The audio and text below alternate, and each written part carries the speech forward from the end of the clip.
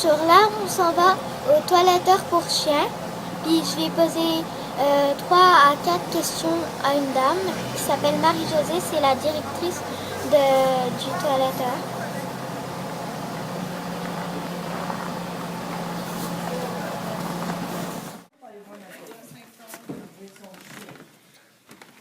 Mais on vous filme pas, madame. On vous assure, on vous filme pas.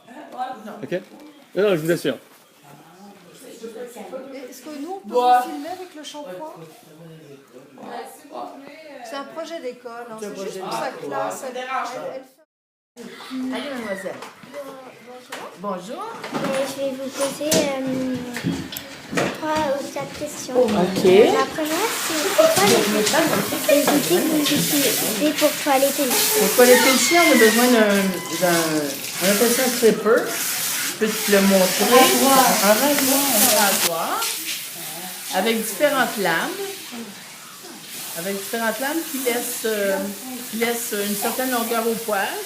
OK? Alors, bon, il y a plusieurs numéros.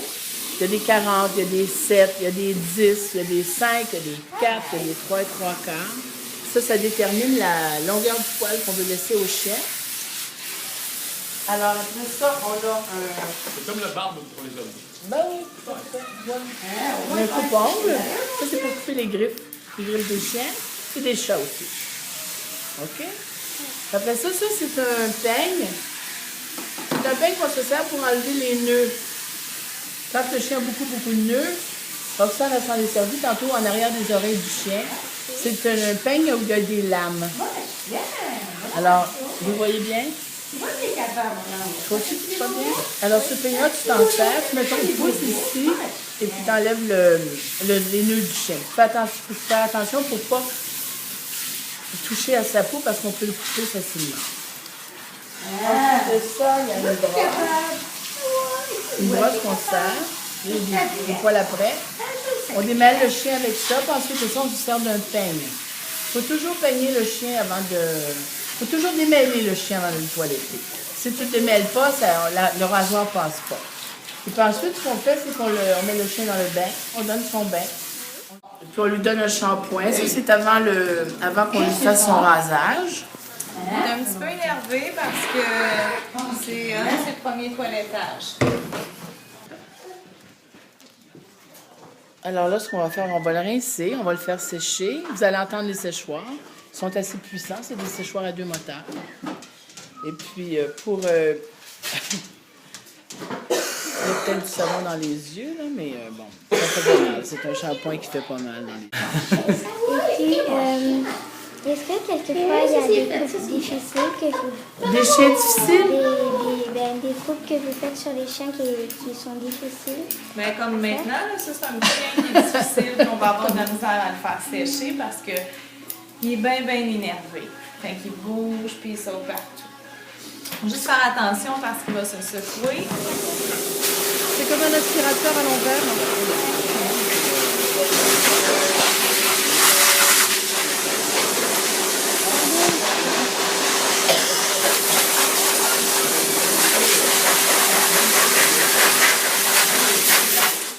Nathalie, ce qu'elle veut faire, parce que bon, le petit chien est un petit peu agressif, on va lui mettre une muselière. Oui.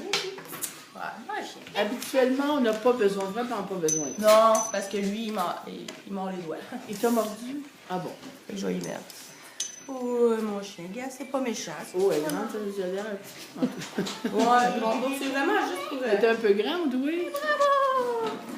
Bravo, mon chien. Oh, tu montes les dents.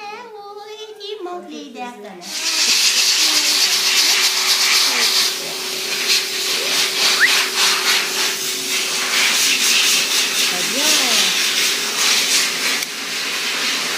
C'est la coupe de griffe, et puis bon, la coupe, on essaie de se rendre jusqu'à la veine. Ça, c'est la veine. Le petit milieu plus foncé, là, c'est la veine. Tu peux pas aller plus loin. Tu peux, mais ça va saigner. Si vous allez plus loin, vous allez attraper la veine et puis ça va saigner. Ça peut faire mal. C'est pas une bonne idée. Ah, mon amour! Là, on est chez le vétérinaire, puis je vais poser 3 questions à une dame. Ici, on est à la clinique vétérinaire, puis je vais poser aussi 3 questions à un vétérinaire ou ou une technicienne, c'est quelqu'un qui s'y connaît bien en chien. Ok, donc je vais vous poser 3 questions. OK.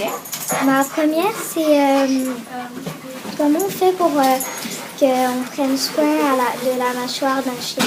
La mâchoire et les dents, plutôt. Oui. Les dents. OK, bon, pour les dents, on essaie de brosser les dents une fois par jour, si possible. Donc, on commence ils ont des pâtes à dents spéciales pour les chiens. Ils n'ont pas de fluor dedans, parce que c'est dangereux pour leur santé. Donc, pour commencer, pour un chien qui n'est pas habitué, tu mets de la pâte à dents sur le doigt et tu masses les dents. Donc, les chiens ils aiment beaucoup la saveur du dentifrice, dans le fond, et ils vont aimer se faire brosser les dents. Après, tu peux utiliser une petite brosse à dents pour enfants et tu mets la pâte à dents dessus et ils vont se laisser faire d'habitude parce qu'ils aiment la saveur de la pâte à dents. Donc, ils vont être contents de se faire brosser les dents. Ça, on essaie de le faire une fois par jour. C'est possible. Sinon, on peut aussi donner une nourriture dentaire. Donc, c'est des plus grosses croquettes qu'une autre nourriture. Et ce que ça fait, c'est que quand l'animal croque dedans, ça passe sur le côté de la dent et ça enlève les saletés sur les dents. Et ça a aussi des enzymes qui aident à nettoyer la bouche. Sinon, il y a aussi des gâteries qui vont aider à garder la bouche propre. Ok, merci. OK. Est-ce que vous pourriez Les expliquer. Donc, ici, ça, c'est du tartre et de la plaque. Donc, c'est des saletés et ça cause la rougeur sur les gencives, la gingivite. C'est à cause de la saleté sur les dents. Donc, ça va irriter les gencives et c'est pour ça qu'on aime brosser les dents pour qu'elles soient blanches comme l'autre côté. Ici, c'est des dents en santé. Sinon, il y a une fracture de dent ici. Là, on voit la racine de la dent et ça peut faire très très mal à l'animal. Donc, quand une fracture arrive à un animal, il faut enlever la dent. Puis en haut, ça c'est la même chose qu'ici, mais si personne prend l'initiative de faire quelque chose pour aider l'animal, ça va s'empirer et la gencive elle lève et ça fait très mal et c'est très inflammé. Il y a beaucoup d'inflammation. Puis il y a beaucoup de saleté dedans, la plaque et du tartre. C'est ça. Ok, ben merci. De rien. C'est quoi les maladies qui sont les plus graves? Les plus graves? Oui. Maladie de Cushing, ce qui est très grave. Il y a des maladies de rein aussi, qui peuvent être très graves. C'est des maladies qui peuvent être lentes, mais qui peuvent être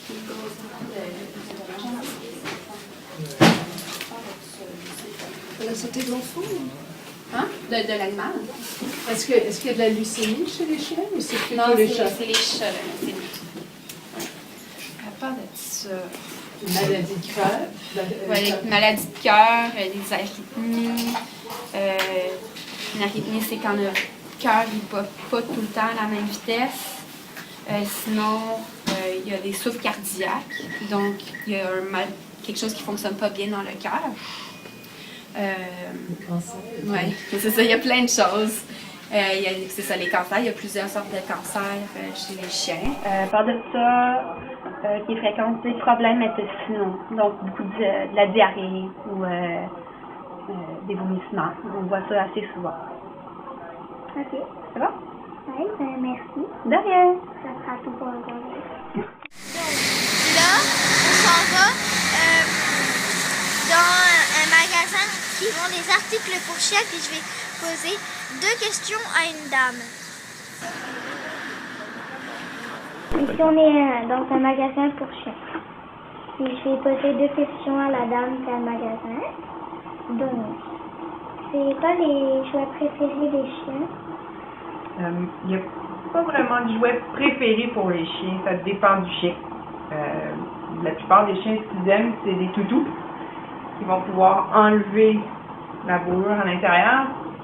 Ça, il y a beaucoup de chiens qui aiment ça, mais ça dépend des chiens. Il y a des chiens qui aiment beaucoup les balles, il y a des chiens qui aiment beaucoup détruire des choses. Donc, ça dépend vraiment de l'animal. Ok. Puis, c'est quoi la nourriture que les chiens préfèrent? La nourriture que les chiens préfèrent le plus, c'est probablement la nourriture crue qui se vend dans les congélateurs. Et ensuite, ça va être les croquettes qui sont aussi crues parce qu'il n'y a pas de grains à l'intérieur, mais c'est encore une croquette. C'est ce qu'ils préfèrent le plus. Ok, ben merci. Mais ça me fait plaisir. À la prochaine. Bye. Ok, donc là, je vais poser 2 ou 3 questions à des propriétaires de chiens dans le parc à chiens. C'est du pipi de chien. Tout le monde le sait. Ok, ben, ma première question, c'est qu'est-ce que vous faites pendant que vos chiens ils courent dans le parc à chiens? Qu'est-ce que je fais? Ben, dans le parc à chiens, on est chanceux parce qu'il y a beaucoup de propriétaires de chiens en même temps. Puis on discute, on devient amis, les gens se voient régulièrement. Des fois, quand je suis occupée, je regarde mon courriel sur mon téléphone aussi, j'avoue. L'été, je prends un peu de soleil, je regarde le ciel, je me repose. Sit. Emma! Ah, parce qu'il y a d'autres chiens qui sont plus intéressants en ce moment. Emma! Come here! Emma! Non, okay. Sit. Sit. Ah. Good girl. Good girl. Good girl. C'est Emma. Elle m'écoute plus quand j'ai des biscuits. Ma deuxième question, c'est combien de fois vous sortez votre chien au parc à chiens, puis ça dure combien de minutes? Combien de minutes? Je sors le chien minimum de 3 fois par jour. Le matin, l'après-midi, le soir, avant de me coucher souvent aussi. Dans le parc à chiens, peut-être 1 fois par jour et un minimum de 30 minutes. Des fois plus, des fois 1 heure. Là, il commence à être un peu plus... Donc, j'ai une autre question pour vous. C'est, est-ce que c'est plus difficile de sortir le chien en été ou en hiver? Ah, ben en hiver, c'est sûr. Quand il fait moins 25 à 6 heures du matin, ça ne tente pas toujours. Oui. Est-ce que toi, tu as un chien? Non, moi j'ai un chat, mais j'ai déjà acheté un chien. T'aimerais ça avoir un chien un jour? Oui. Ouais. Ils sont gentils. Regarde comment ils jouent. Est-ce que ça a changé quelque chose dans votre vie d'avoir un chien? Oui, bien sûr, parce qu'un chien, c'est de la compagnie. Quand on rentre à la maison, il y a un chien qui est là, qui nous attend, qui est très heureuse de nous voir. Et ça met toujours un sourire sur le visage.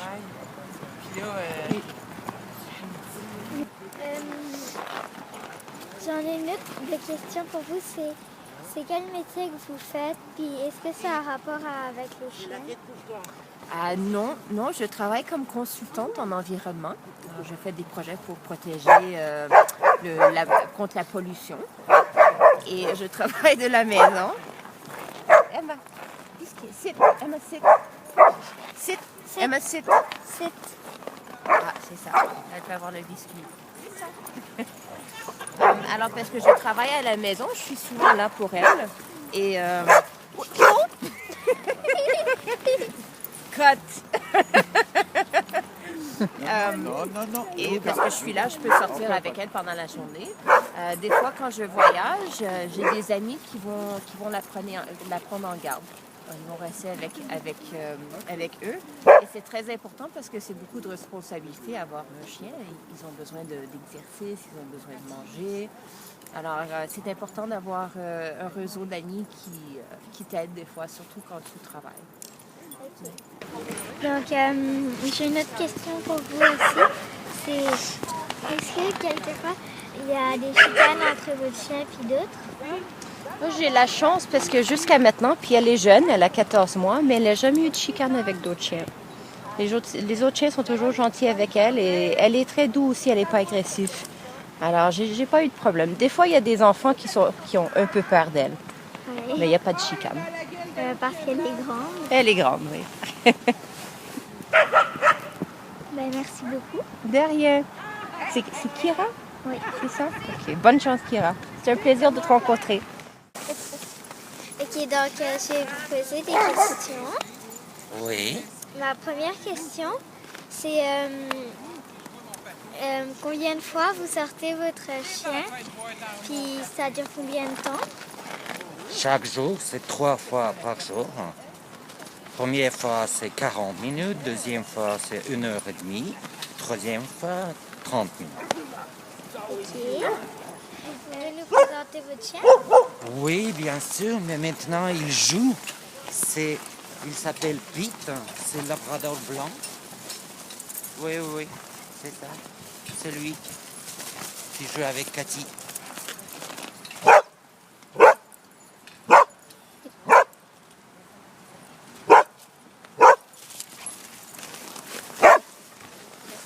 Il a presque 3 ans. Est-ce que ça a changé quelque chose dans votre vie d'avoir ce chien? Oui, bien sûr, parce que je dois donner beaucoup d'attention. Je dois sortir chaque fois. Je dois donner manger, jouer avec lui. Pour moi, c'est mieux parce que, et pour mon santé aussi, parce que je sors, je promène beaucoup. C'est très bien pour santé, pour moi aussi. Et pour lui aussi. Oui. Ok. Est-ce que ça arrive des fois que votre chien il est des chicanes avec d'autres chiens? Non, lui est toujours très gentil. Avec tous les chiens, avec tous les gens. Très, très gentil. Ok. Pas méchant. Parce que c'est le labrador, c'est correct pour tous les labradors, d'habitude, c'est très, très gentil. Avec tout le monde. Ok. Merci beaucoup. Merci à vous. Bonne journée. Bonne journée à vous. Et bonne chance.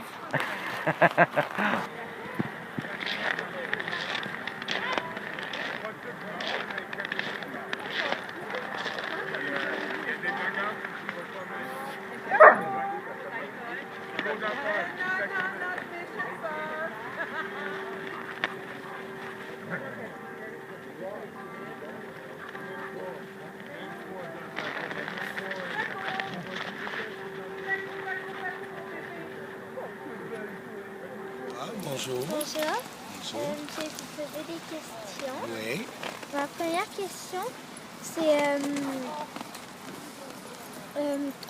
combien de fois vous sortez votre chien? Puis 4 ça fois dure par jour. combien de temps? 4 fois par jour. Le premier marche, ça dure 45 minutes. Le deuxième, une demi-heure. Le troisième, 1 heure. Puis le quatrième, une demi-heure. Ok. Est-ce que vous pouvez nous présenter votre chien? Oui, Angel. Comme celui-là. Ça, c'est Angel. Ça, c'est mon deuxième chien. Elle a presque 2 ans. Elle est femelle. Donnée pour quelqu'un d'en part. Puis l'autre, c'est Oscar. Viens, Oscar. Lui, il a 4 ans et demi. C'est le mâle. C'est un chien de rescue. Là. Hey, très bon chien. Il n'est pas agressif. Très fidèle. C'est quoi l'espèce? Ça, c'est Pitbull Labrador. Puis Angel, c'est un mélange de Border Collie puis Saint-Bernard. Les deux chiens pèsent à peu près 65 livres chaque. Est-ce qu'il y a un de vos chiens qui se chicane avec d'autres chiens? Pas vraiment. Mais Oscar a une tendance de monter son puissance. Parce que ça, c'est la tendance de les mâles. Il veut monter les autres qui sont plus forts. Mais ils sont un chien très gentil, pas agressif. Mais il va être comme on dit, alpha male. Alpha male, ça veut dire qu'il va essayer de vous dominer. Pas nécessairement pour vous faire mal, mais juste pour vous dire je suis plus fort que vous.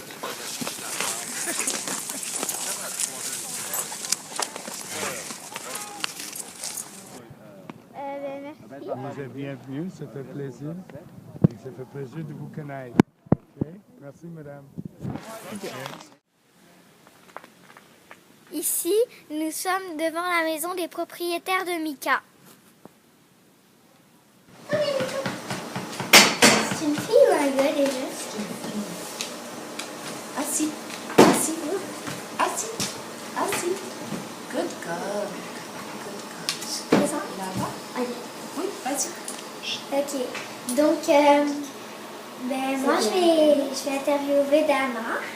Son chien, c'est Mika. Elle l'a adopté à la SPCA.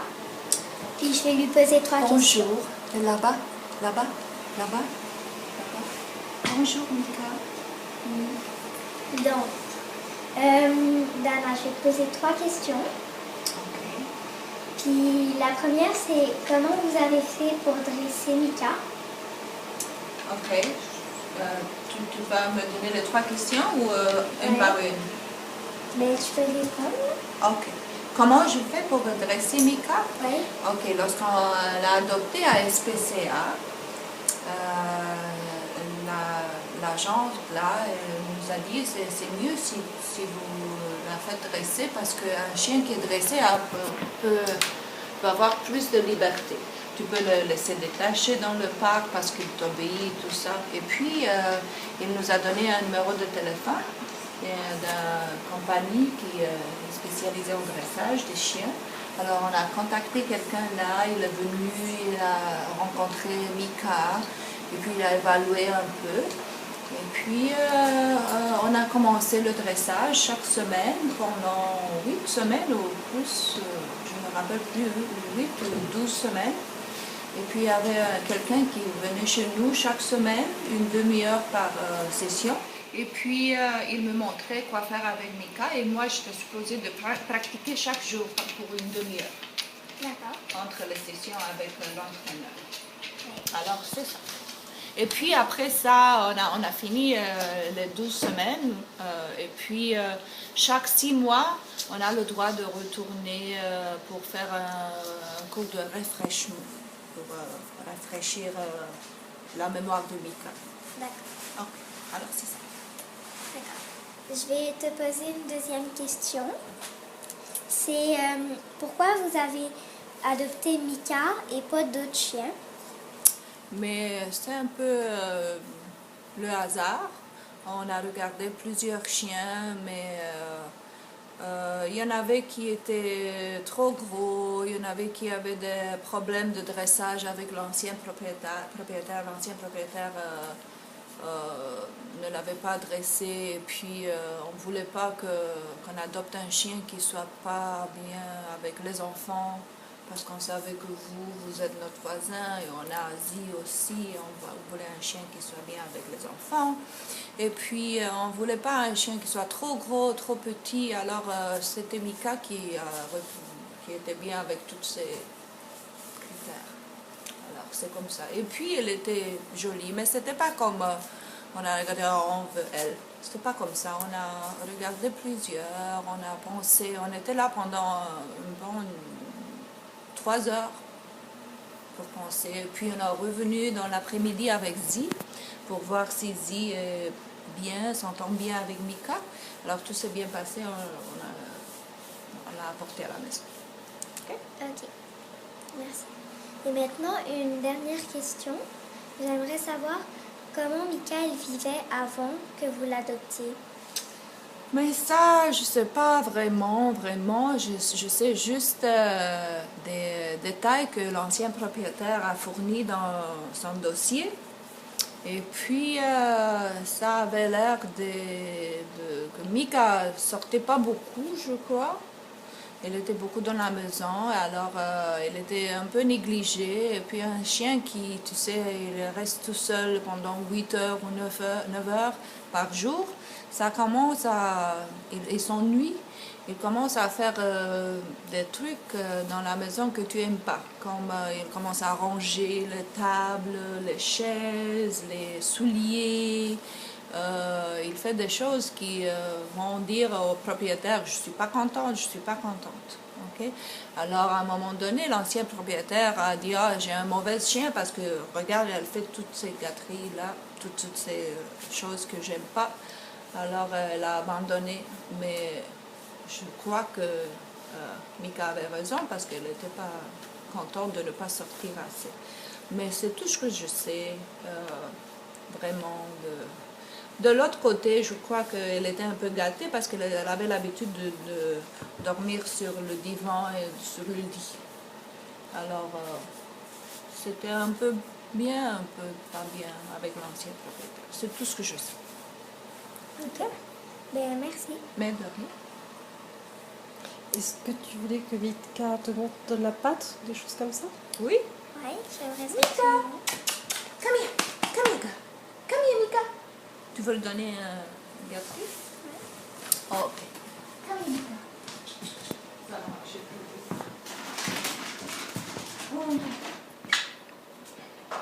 Yumika.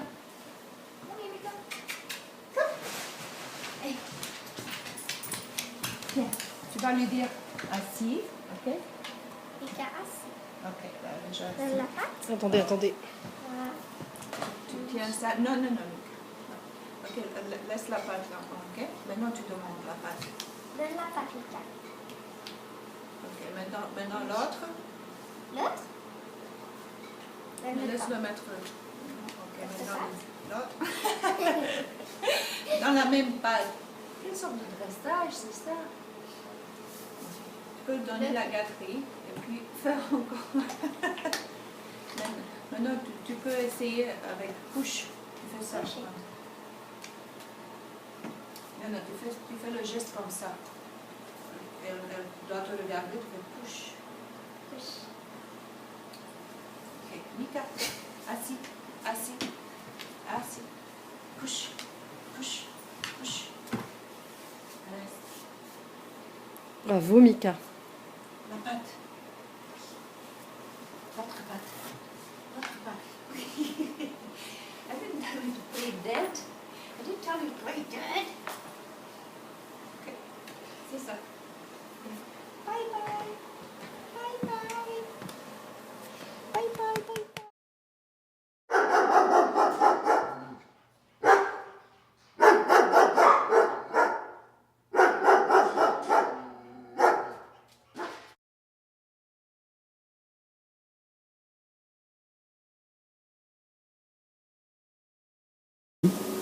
Du coup, moi aussi, j'ai dressé mon chien, puis il sait faire beaucoup plus de choses que Mika.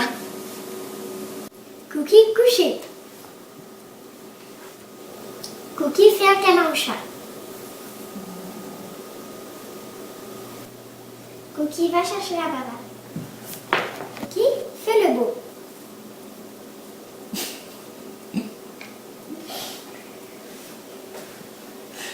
Non, mais fais le beau, c'est un peu... Oh oui, attends, fais ton air triste, puis lui, il est comme ça. Quand il creuse, elle creuse, creuse. Oh oui, oui. Cookie, creuse. Creuse, l'ananas. Ok. Va chercher l'ananas. Ok. Cookie, fais un 360.